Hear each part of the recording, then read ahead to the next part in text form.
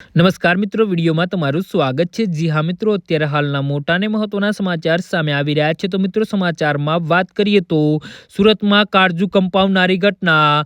સુરત શહેરના ખડોદરા વિસ્તારમાં એક અત્યંત કરુણ અને ચોંકાવનારી ઘટના સામે આવી છે, જ્યાં બિલ્ડિંગના 14મા માળેથી માતા પુત્રએ મોતની છલાંગ લગાવતા 5 વર્ષના નિર્દોષ બાળકનું ઘટના સ્થળે જ મોત થયું છે, જ્યારે માતા ગંભીર રીતે ઇજાગ્રસ્ત થતા હાલતમાં સારવાર હેઠળ છે। ત્યારે આ ગંભીર ઘટનાના સમાચાર વાયુવેગે ફેલાતા સમગ્ર વિસ્તારમાં શોકનો માહોલ છવાઈ ગયો છે।